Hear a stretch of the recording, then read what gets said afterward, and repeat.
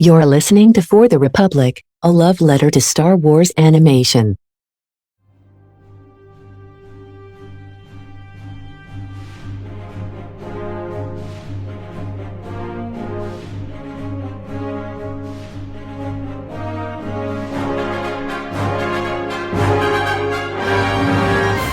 Hello there.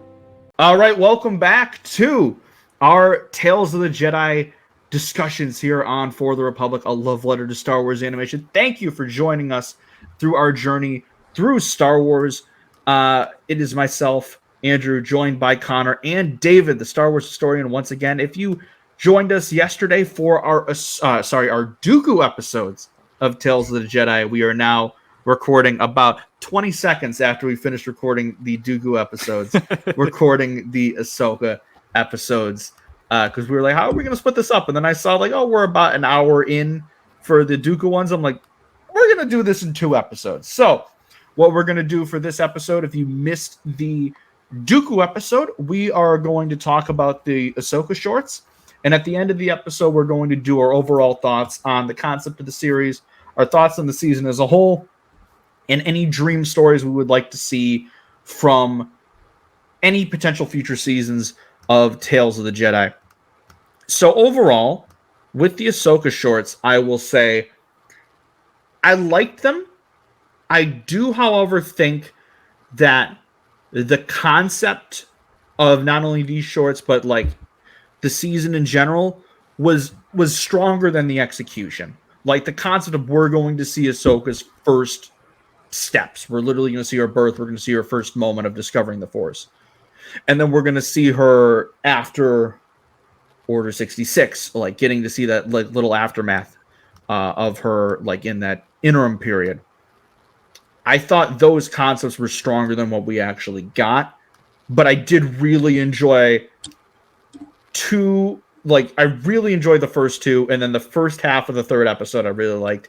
And then the second half is when I have some issues that we'll get into, that if you have been on twitter.com over the past week and a half, you're probably very familiar with. But those are conversations we should have, and we honestly need to have, because it's not just the retconning or potential retcons, depending on your point of view, but the fact that certain characters and representation are erased in the process, if this truly is a retcon, is kind of upsetting and depressing, and it should be talked about. But overall, what were your thoughts on these shorts before we get into going into them? Because Life and Death, I think, is a very interesting episode to discuss.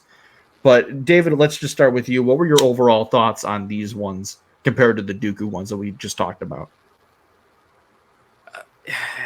I wish there was an easier answer to this. I mean, obviously, sometimes you would think that, okay, we've got enough Ahsoka stories. We've got enough time with her. Let's explore somebody else in this time. But when you consider that it is Dave Filoni, and Ahsoka was his character that he started, I think, on a napkin or something along those lines, and wanting to tell her story more, how can we as fans criticize that? I think it's the way that it was done that was my issue. Again, not so much with the first 2 episodes. I think the first 2 episodes, they're done really well. I like them. I had no problems with them. Again, it's like you said, the second half of the 3rd one, it's happened too many times to be considered a coincidence at this point. Yeah. I thought the first 5 minutes of the 3rd episode were unbelievable. Right.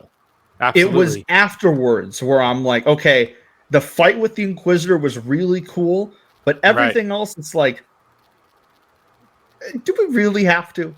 Do we really have to? And there are certain things that the fact that she doesn't purify her sabers at the end makes me think maybe this isn't that exact story from the Ahsoka and I've novel. heard some people try and justify that and try to Dave find Filoni ways to make literally it saying work. that both this and the novel were based on the same outline and story pitch that he gave the story group for the Ahsoka novel back when they thought that future Clone Wars and such stories like this in animation weren't going to be possible. Right. it does make me think it is a retcon. So that's why I'm kind of thinking it as this is the first time we're seeing a book or a comic adapted into a different medium. Mm-hmm. But it does leave some questions, because I am of the belief, or of the opinion, that if we ever did say, like we talked about Lost Stars last episode, if they were ever like, we're gonna adapt Lost Stars into a 6-episode miniseries, I'd be okay with that. If they say, okay, we're adapting a book, like both the book and the show are canon, it's just whatever you choose to believe is your quote unquote like real version. Right. Like that's what I would maybe consider this to be. But again, I am more upset about, or not, upset's the wrong word, bothered by the fact that a lot of the stuff, like even if you were depicting the Ahsoka novel, right, you could have just made, again, I have only read a little bit of it, and I'm not huge on EK's work. So I'm not even like too bothered that story itself may have been retconned. It's the fact that we had, I believe, one of our very first instances of queer representation in Star Wars canon, in the new canon. And for it to be erased and just replaced by 2 random like white guys, like I think the one's a girl. One is a girl, yeah. But 2 just milquetoast white characters that don't even have names. They're not given names, so they're replaced by the queer representation is given the Favreau special of just Villager 1, Villager's brother. It's just that's where I'm bothered, because where it may not bother you that one LGBTQ character isn't a thing anymore, it's been retconned, it's been replaced. For myself and for many other people who don't have much representation and really take pride and enjoy just the smallest bits that they'll give us every now and then, and really enjoy when we get to see characters that represent us and represent not just myself, but other people that are way, way, way more invested in these characters and these portrayals and these representations. It's important, and it's upsetting. And again, I don't think Dave was purposely going out of his way to be like, gotta get rid of the gay character. But it's upsetting. And like David said, it's happened too many times in specifically his projects, where books and comics have kind of been, all right, well, we're going to tell us a little bit of a different way.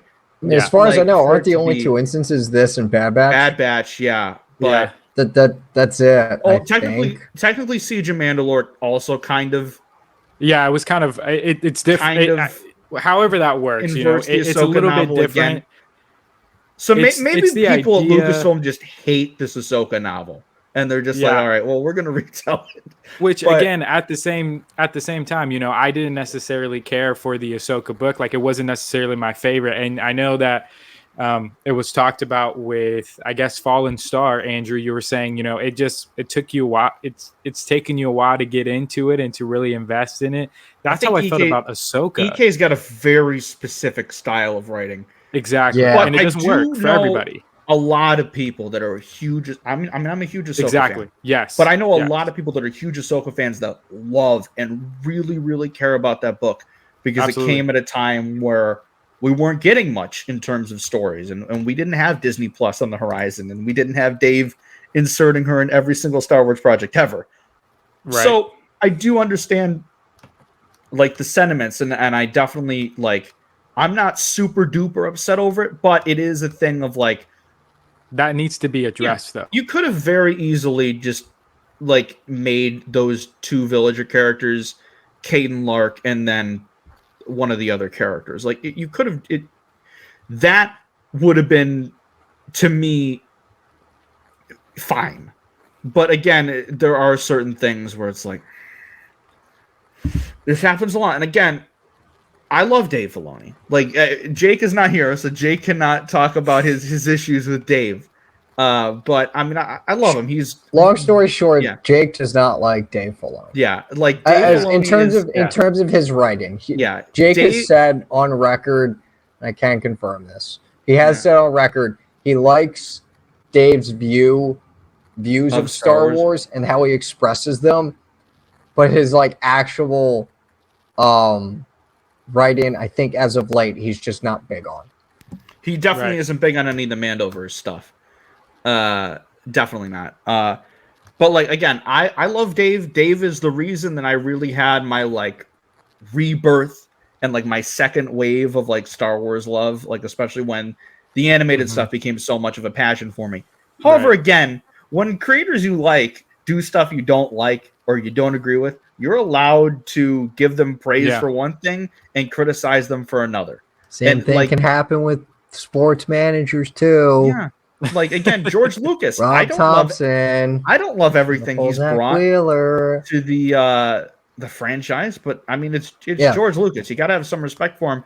And people have said like, oh, maybe because he was raised by George Lucas and George Lucas didn't give a fuck about continuity, that Dave can do that. But when you're establishing that all of these, when you come out and you say that all of these, everything we make from this point forward is going to count. It's going to be the same. They're all on the same level. Yeah, they're all on the same level. Tiers. There are no tiers.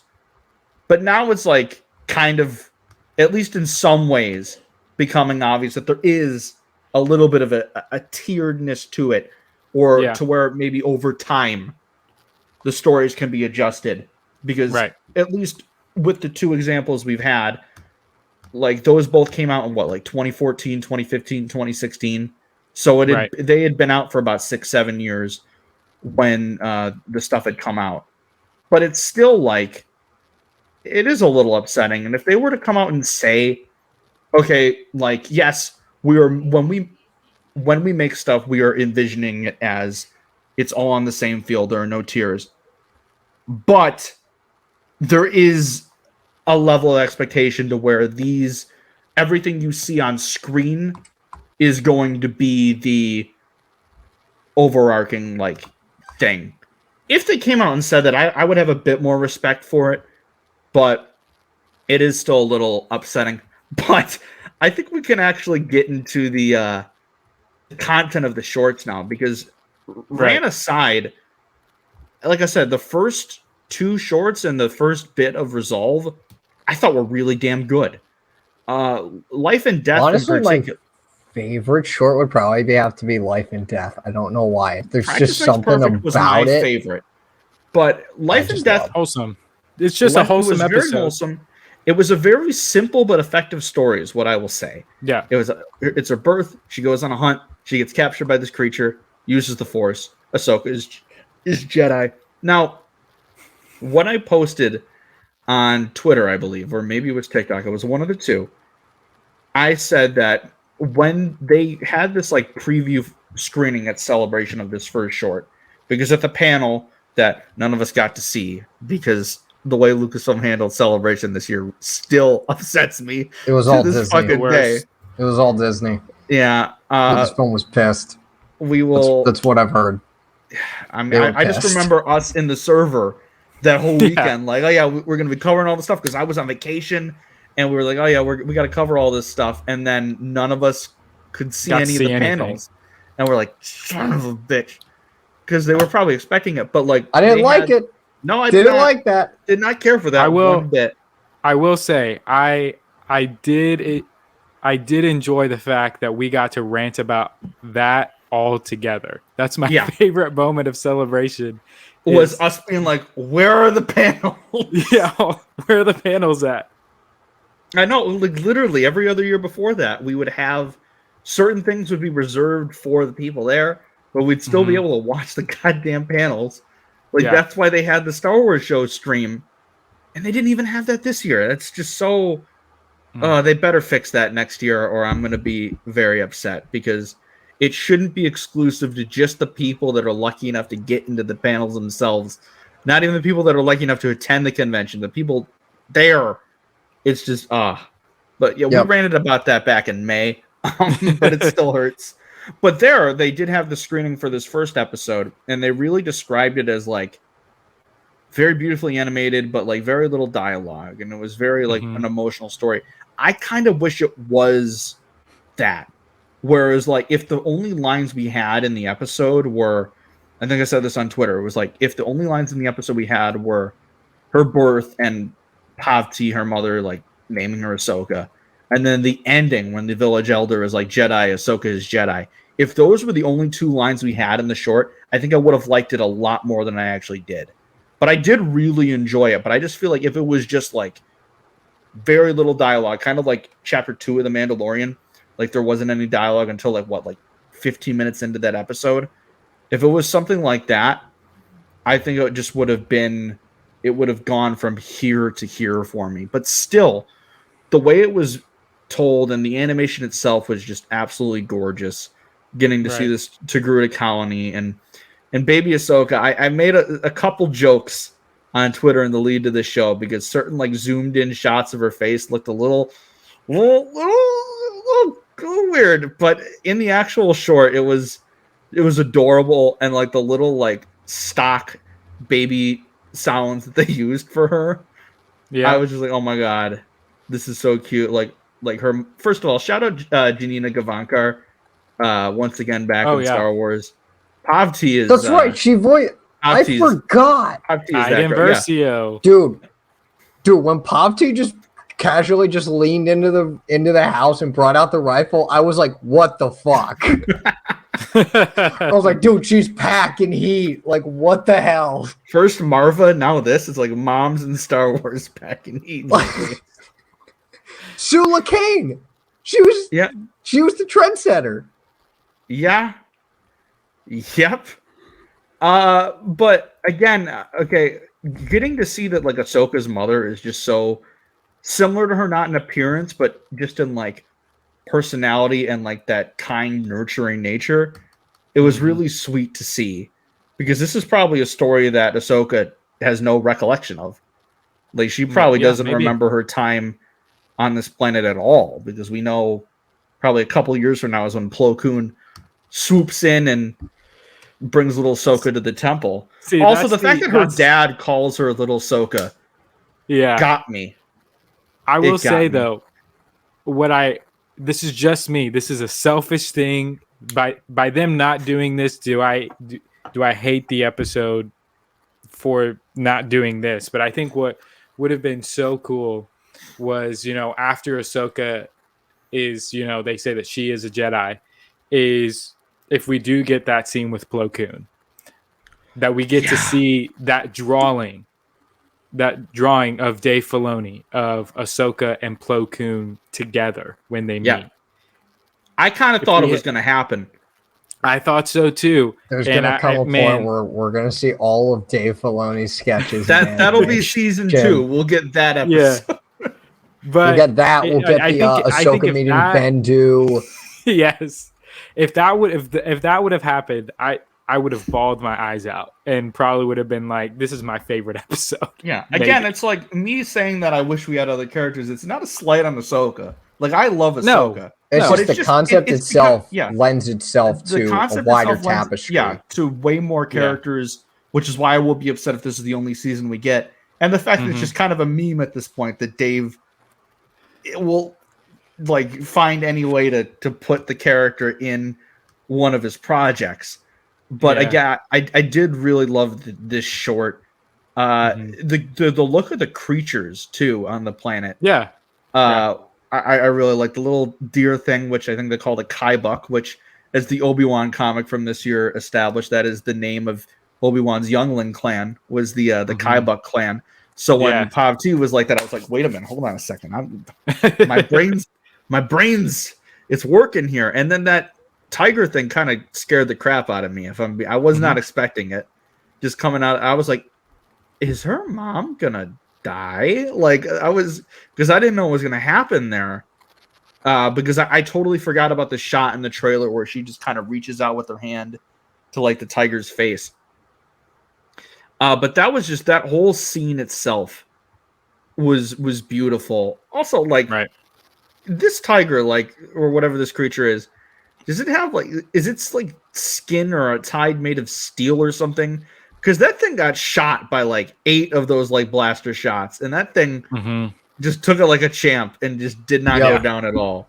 So, yeah, but obviously it takes Ahsoka into the forest, and they go out looking for it, and then Ahsoka just has that moment where she looks at it, and then just little like 1-year-old Ahsoka just goes up to the tiger and just does the Ezra Bridger / Rey Skywalker, and just communicates with it through the Force, which is one of those things that like the more / Grogu. I forgot Grogu does that too with the Rancor. It's so fucking funny to see every single Jedi except Cal just be like friendly to animals. And it's Cal's the greatest. Like, it's one of the greatest bits ever. Like Cal's like, I'm gonna kill every single one I see. Like it's one of the greatest unintentional bits just ever.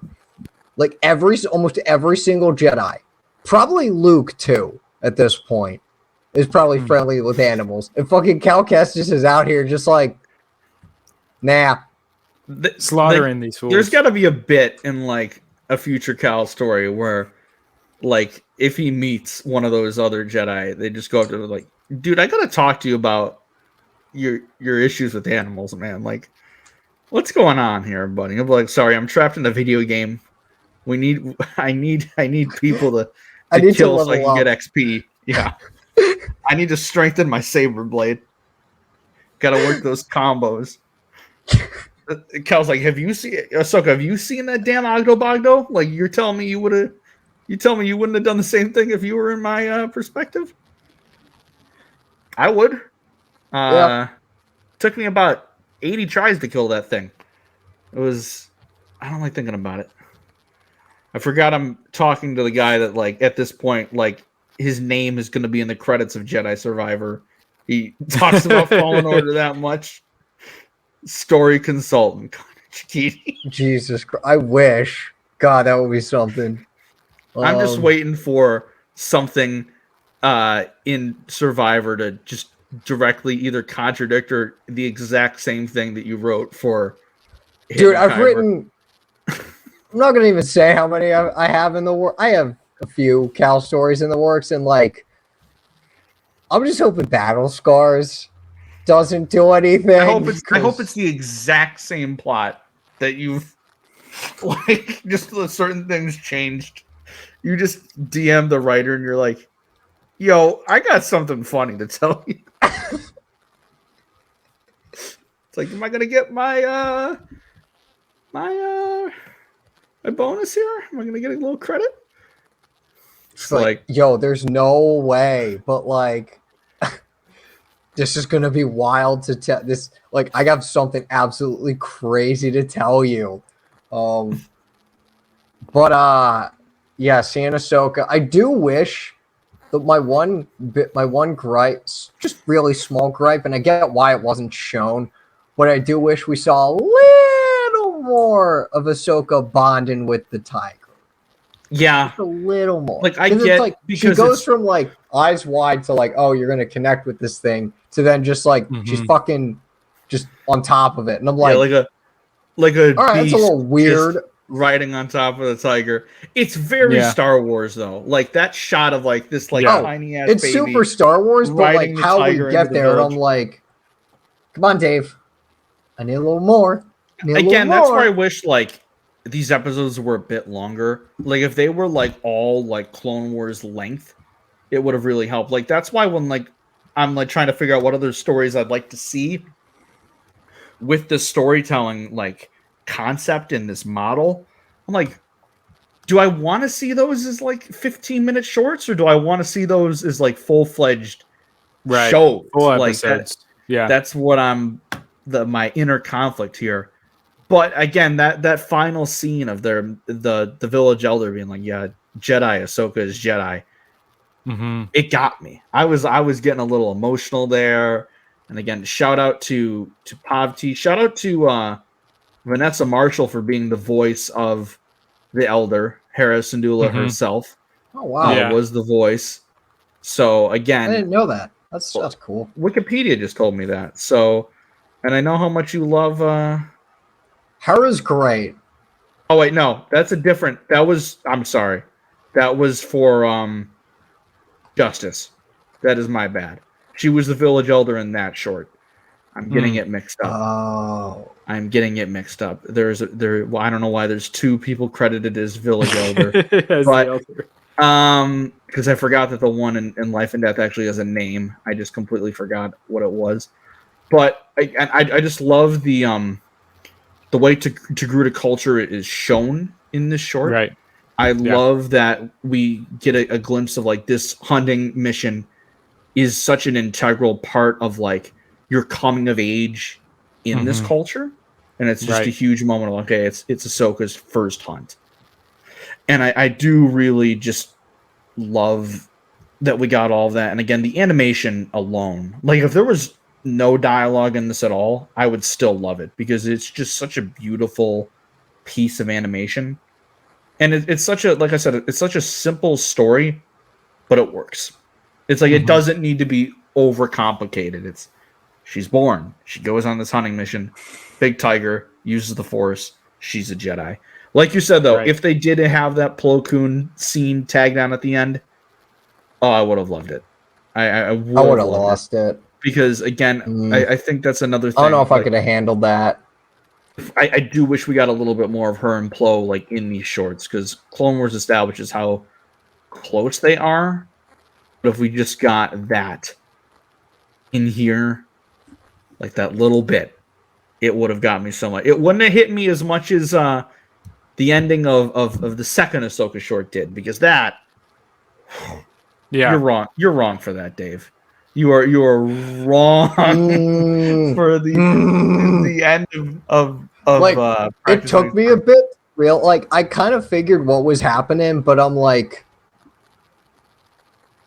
this is season 7. Yeah, the minute it switched to the siege look, I was like, oh no, you bet. And then it's like literally that last shot from Victory and Death of like them going into the whole room full of troopers. I was like, you're giving me pain again, Dave. Like, I'm literally just now getting over the Siege of Mandalore 2 years from now. And, but let's move on to that short, Practice Makes Perfect, which, like I said, was my personal favorite of these three.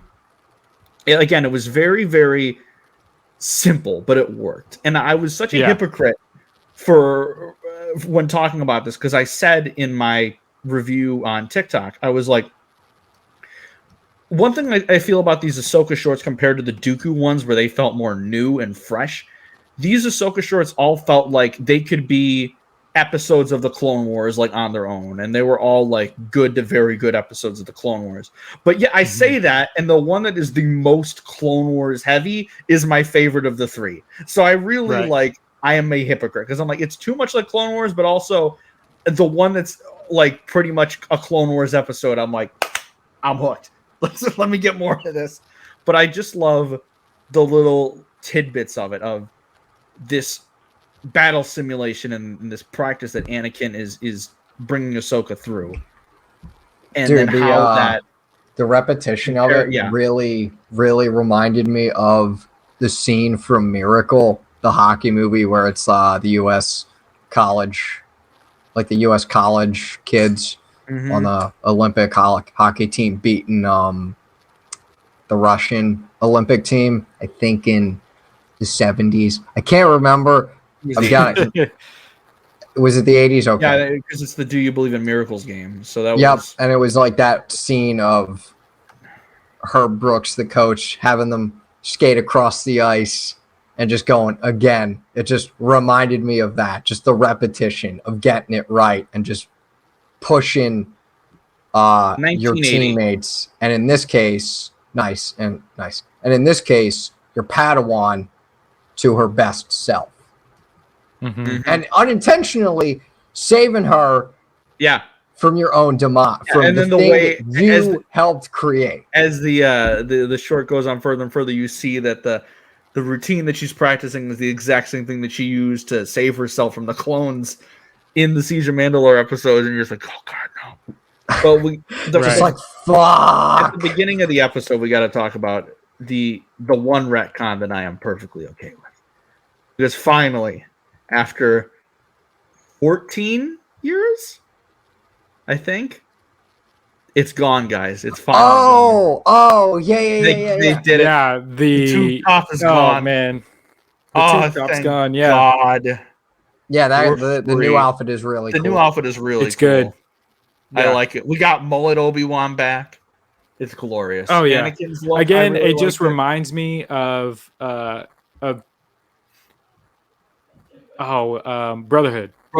Where at the ending yes. where Anakin makes him shave the mullet.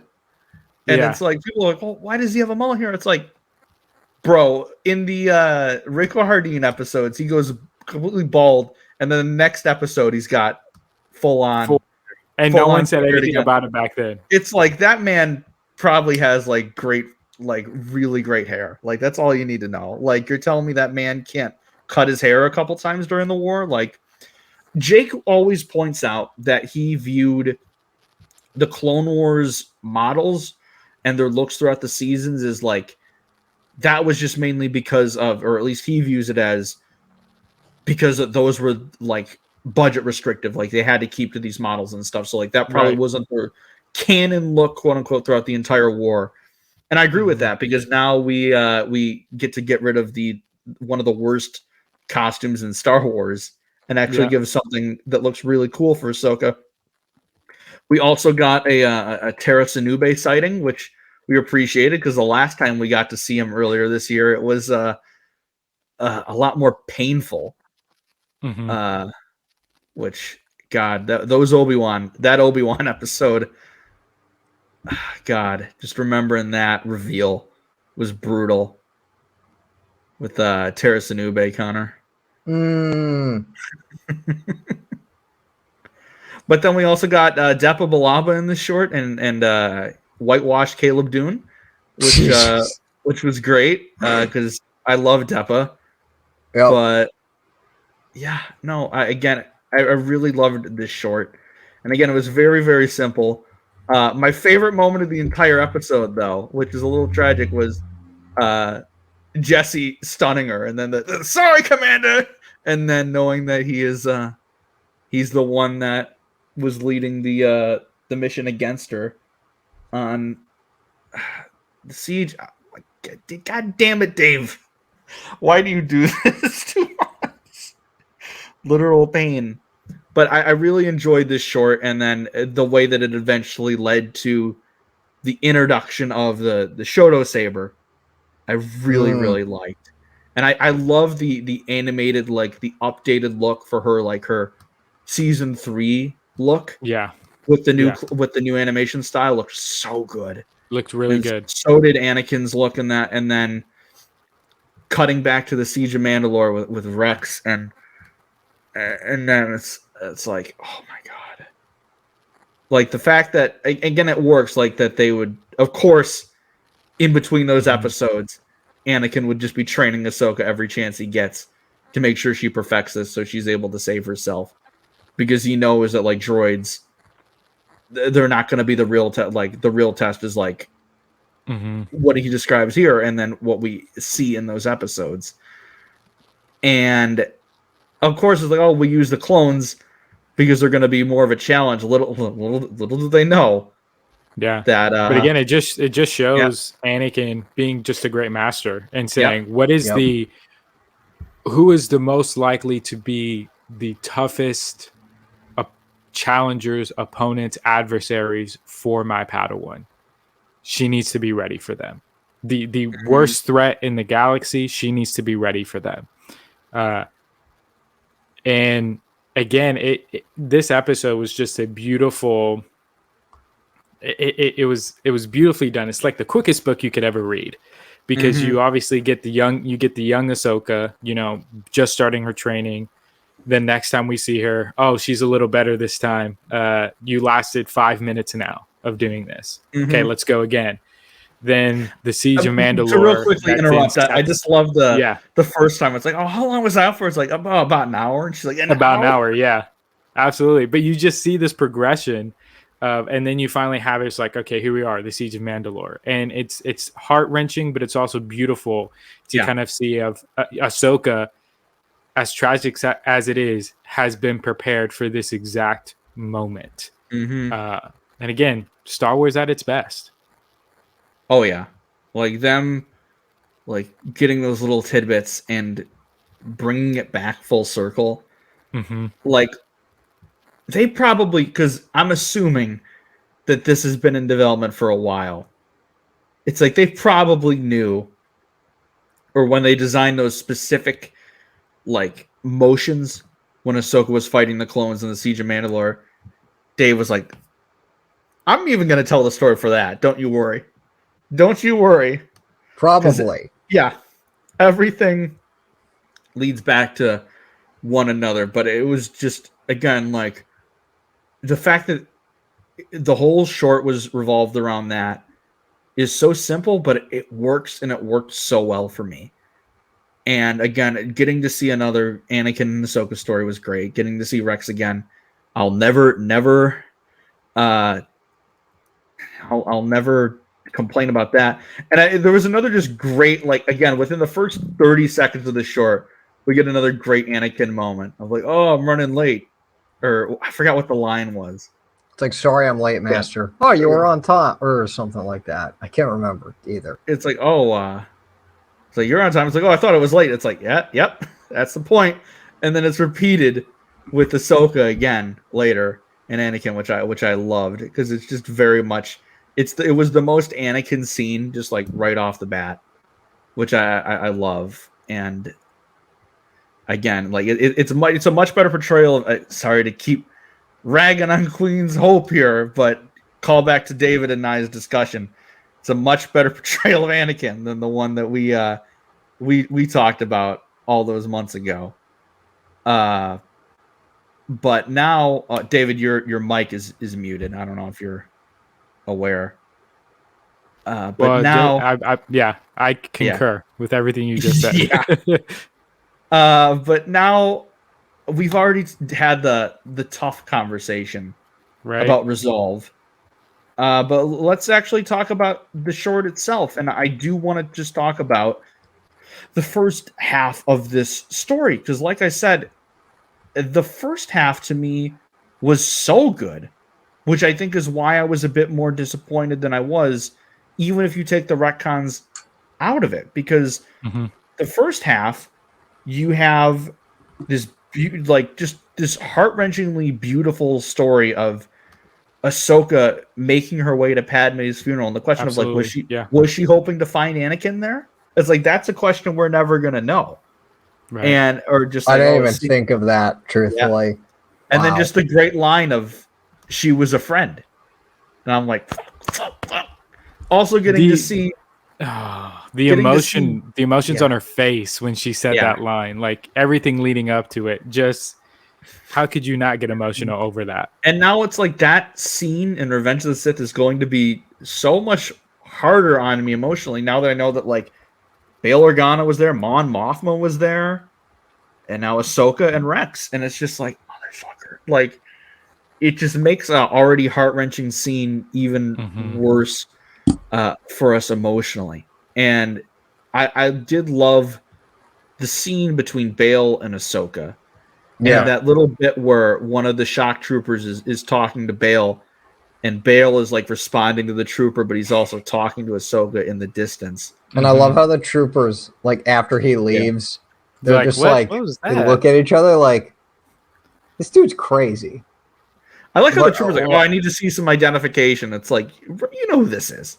Like, come on now. Like, that's the senator from Alderaan. Like, what are you talking about here? It's like, Bail Alderaan senator. This is off limits. I need you to come with me. And it's like, all right, cool. And then just a little bit of like knowing that at this point Rex and Ahsoka are still like on their journey together. They haven't parted ways yet. I really loved, and that just that little bit I thought was heart-wrenching. And if the whole short was about this, and we didn't even get the Inquisitor scene, I would have been, yes, you wouldn't have had the cool shot in the trailer of Ahsoka facing off with the Inquisitor, And like the scene, I did really like it. It gave me Maul Kenobi vibes. But yes, exactly. Exactly. But true. Again, if the whole episode focused on just this and her like slowly getting back into the fight, I would have liked it a lot.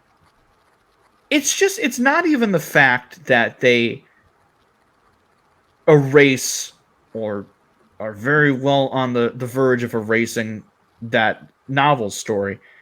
It's just the fact of the way they handle it. Like, she's on a farm planet. One of the villagers rats her out to the Empire. Inquisitor comes, she wins, she leaves.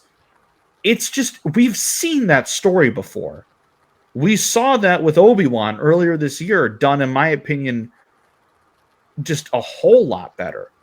It was just a very safe way of telling a story of, of course, one of the brother character is jealous and overhears that she's a Jedi and rats her out to the Empire, because of course we got to have the one character out of everyone in the farm village that like believes the Empire propaganda. It just felt like you could have gone in so many better ways with this story that the end result I felt was very underwhelming. However, the fight itself, the visuals of the village being in flames and Ahsoka not even needing a saber, just pushing it down and just immediately taking out the guy, I loved it. And the look I didn't expect that. Like, I haven't even gotten to the fight in the novel, because I will finish the novel. From what I understand, it's quite different. Yeah, I just don't like E.K. Johnson's writing style. Yeah. At least in that book, just can't really get through it. Yeah. But I understand it's quite different, and it's a different Inquisitor. Yeah, that's what I've heard too. But I did love Clancy Brown's voice. I loved the mask. The saber was cool looking. And then Ahsoka just not even needing the saber to take him out. That was so awesome. sick. It was sick. Yeah, it really was. It was really good. Again, like you said, it definitely gives you Obi-Wan Maul vibes on Tatooine in Star Wars Rebels. For sure. Was a great way to do it, and to do it quick. And like I said, this was, or like Conor was saying, this was more memorable than really the Ahsoka one. So I get full disclosure. Like I've already, I said it earlier in this episode, but I just didn't care much for Ahsoka, that I kind of forgot and like sped through the ending of Ahsoka. I've heard the ending of it is like the best part of the novel. Because the other thing that this contradicts is, from my understanding, when Bail gets involved. The reunion with Bail Organa doesn't happen until the end of the novel. Whereas in this one, they have the encounter at the funeral. But I'm okay with that choice, because that's okay. I think it works better for the story, and that their scene at the Naboo funeral was so powerful that I'm okay with them making that little bit of a tweak.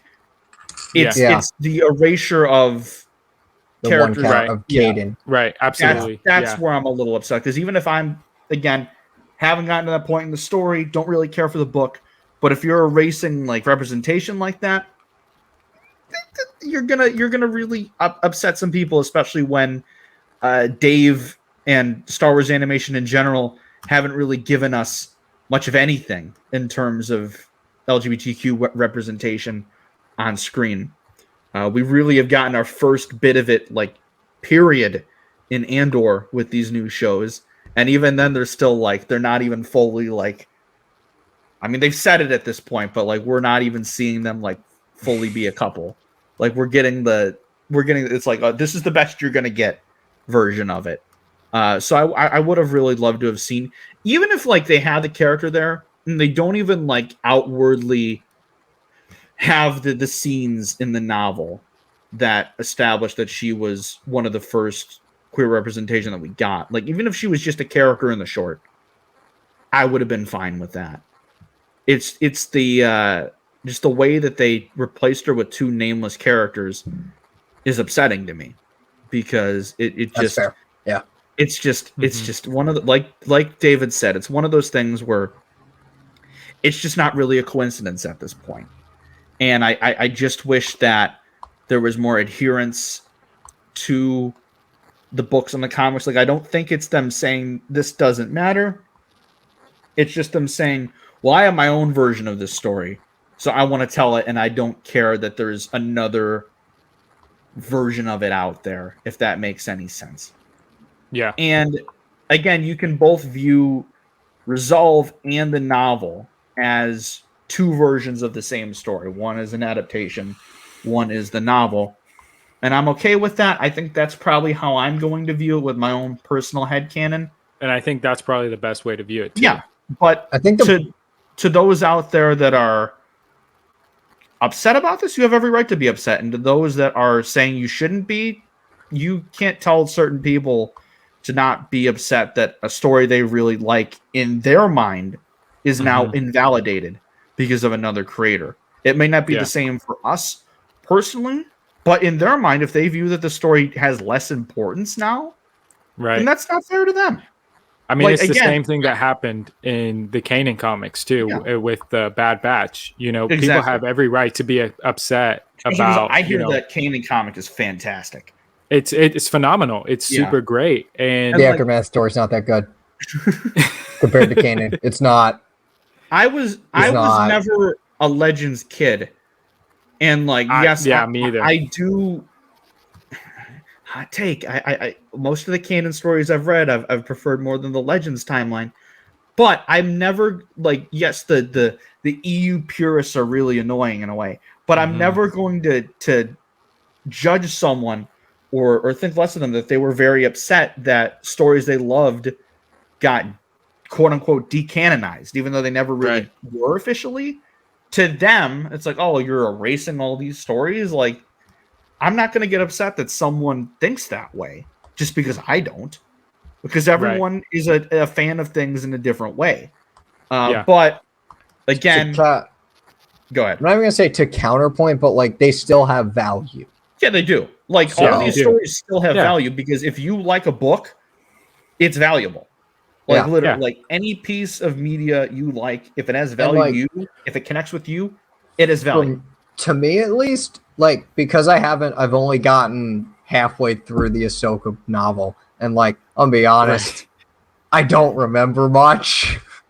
Yeah, Jake hates it. Oh, I know, dude. Jake hates like everything. A decent amount of Star Wars. I still love you. Still love you. But yeah, I had to say it. He knows. He knows it probably. It's the running joke here. It's the running bit. Yeah. I just had to say it. I don't really mean it. I don't really give a shit. But like, so I'll tell you guys. I'll tell you guys that I was on a podcast called Fandom Done Right, to where our whole running joke was this one guy named Tim, is that, we talk about movies, we critique movies, we analyze movies, but the running joke is Tim hates all movies. So I totally get that with Jake. Fucking Tim. As it's not the same Tim. Not the Andor guy. Fucking Tim. No. So I know. No, that's Tim. Where my mind went to. Yeah. Tim. It's like our fight or flight triggered at that moment. When sorry.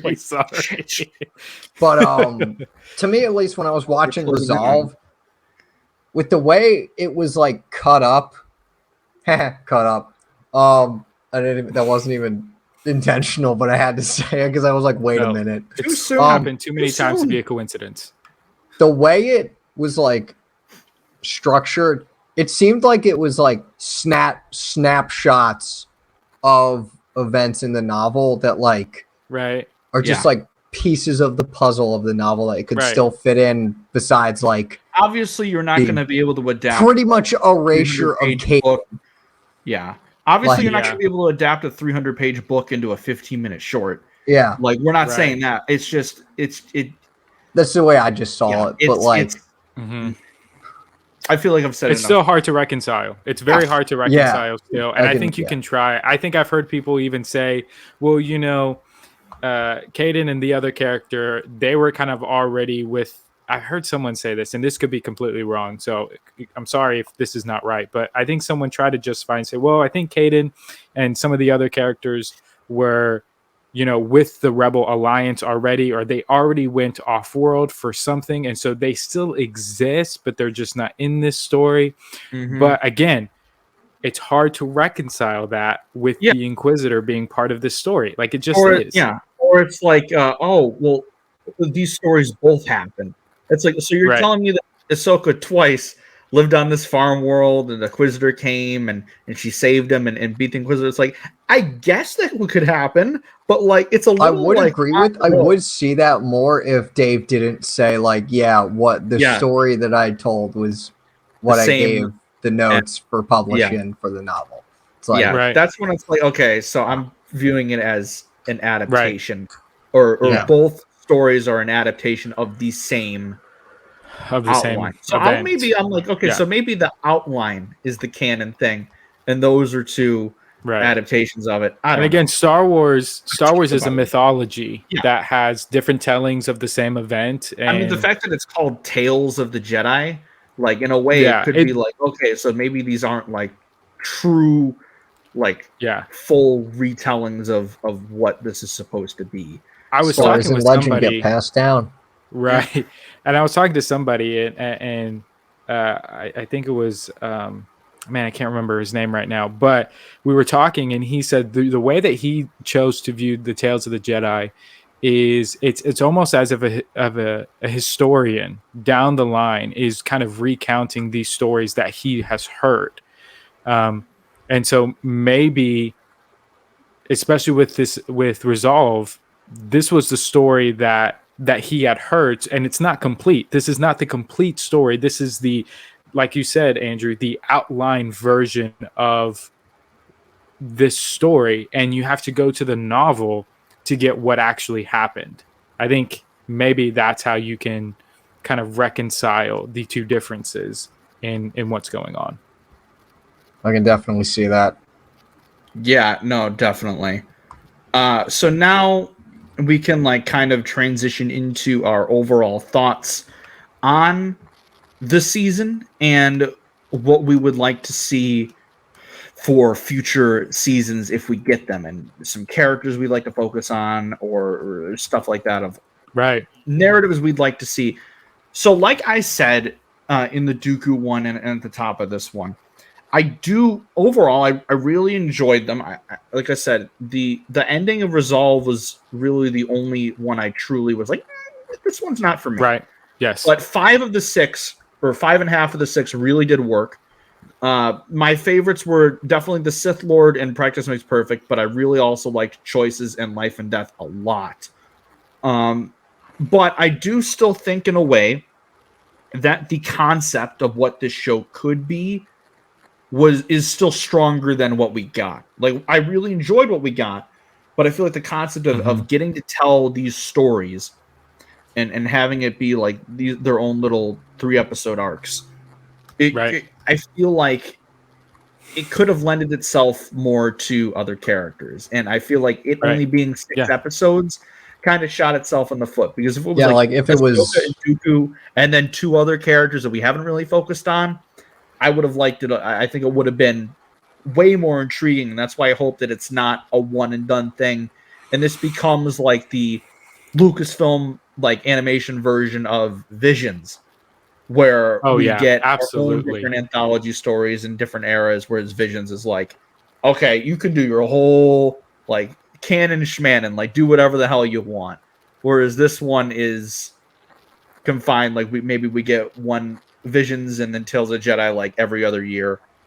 That would be really cool. Or if you just want to take this anthology model and use it towards different stories, focusing on other characters. Like I saw someone pitch telling the Satine and Obi-Wan story on Mandalore in this format would be really cool. And then I've seen other people be like, oh, you could do this with bounty hunters, or you could do this with the Sith. And I think there's such ample opportunities for this concept that I really hope we get to see in the future. I posted this in response to Connor's boy Alden Diaz on Twitter, which is, again, I love the creatives at Lucasfilm Animation and what they brought. Jennifer Corbett, Dave Filoni, all the regulars for the directing and writing. However, I would be really intrigued to see other people outside of the normal circle of animators and directors tell stories in this format. Like if you we've been talking about new voices. Get like if Bryce Dallas Howard wanted to tell a story, right? Let her Deborah Chow, Deborah Chow, or other like notable animation directors out there, if they wanted to tell a story, like if the Into the Spider-Verse guys wanted to tell, or the Avatar: The Last Airbender people, or the people that did Arcane, right.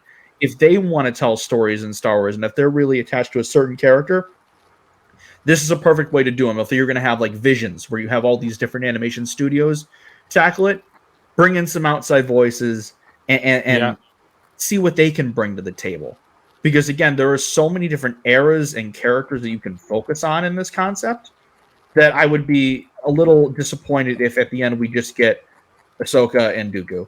Like I just feel like we need more. Like we need Connor's fave right here. Ayla Secura. Yep. Ayla, Depa, Cal, Keeve. Yep. Yeah. I pretty much agree with everything you said, Andrew. And like I said earlier in the show, the concept of Tales lends itself to a wider tapestry being woven about the Jedi. Yes. And like not even just in the prequel era. We could get tales about High Republic, Jedi, Old Republic. High Republic, Old Republic, original trilogy, sequels. Yeah. I wouldn't mind a 3-episode arc on Rey Skywalker. I keep Rey and Finn. If you don't want to, that's what I was thinking as well. Do it in this format. It would be so cool. I even pitched like if you're gonna have like Rey's order or Luke's order, you could introduce new characters in this way, and like have them be like have Rey and Finn in those stories. But if you don't want to make them the focus, introduce one of her Padawans or one of Luke's Padawans from his school if you want to do like a Ben Solo story. Jedi Leia is another one that I would absolutely love. Right. Yeah. Please. I agree. There's so many there. But again, like prequels you can keep going. High Republic, Old Republic, the original trilogy. Like again, there are so many new eras that we haven't even heard of. If you wanted to, if someone has an idea, they have like literally like this could be like their own way of like, all right, let's create our own little stories here, like the real version of the SWEF in a way of like let's create something way off in the distance. Like they do their own version of like when they pitch the High Republic. Like here's a whole new thing that you could literally there's so much you could tell in this format. But my dream ones, again, I didn't even think of it until I listened to Force Center and they talked about Satine and Obi-Wan, and I'm like, oh my god!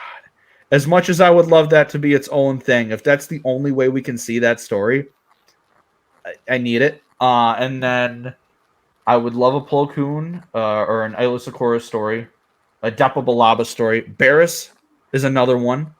Tell that story, Dave, already. And then Rey and Finn and Leia are probably my big three there. As for you guys, anything jump off the page for you of what you would love to see for future tales? Or did I just kind of... I already talked about it. Yeah. So. I think, I thought this for me, the sequel trilogy would be a great opportunity for this. It's such a good way for Star Wars animation to continue. And again, just to, because since the Rise of Skywalker, we haven't touched the sequel trilogy really. The only post 9 content we've gotten Star Wars 25. That's it. Was from Star Wars 25 by Charles Soule. Right. We might be getting something from that Damon Lindelof movie, but that's still a TBD until I see a trailer. How cool would it be to see a Rey Skywalker in Star Wars animation building the Jedi Order? I'd cry, actually. I need with Daisy Ridley voicing. I would combust. I would die. I would die. Give it to us, please. Yes. This isn't a want. This is a demand. We at least need something in that era. Like that era. Do it or we riot. We're saying it until we're blue in the face. Yeah. But that trilogy desperately needs its own version of the Clone Wars show. And it just doesn't feel complete until we get that something like the Clone Wars equivalent, because every other trilogy has gotten it. And the fact that it hasn't is like, yes, we had Resistance, but that was still like so adjacent and so like its own, like off on its own little island that like we need something to further expand the lore of that era and those characters. So give it to us, please. And if you're looking for someone to work on it, I will send you my resume after we're done recording the show.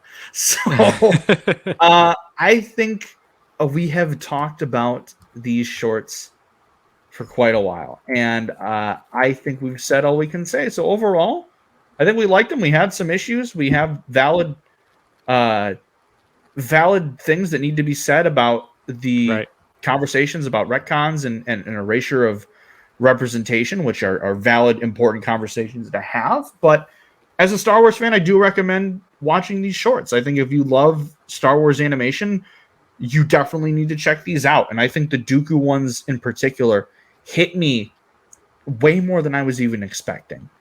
Of just like this is the like the weight and the heightened stakes that Star Wars animation storytelling can have. Of just it knows how to wreck me emotionally like nothing else. Is what I will always say. And again, the Sith Lord is going to be on repeat for me for a while. And shout out Yaddle, shout out Bryce Dallas Howard.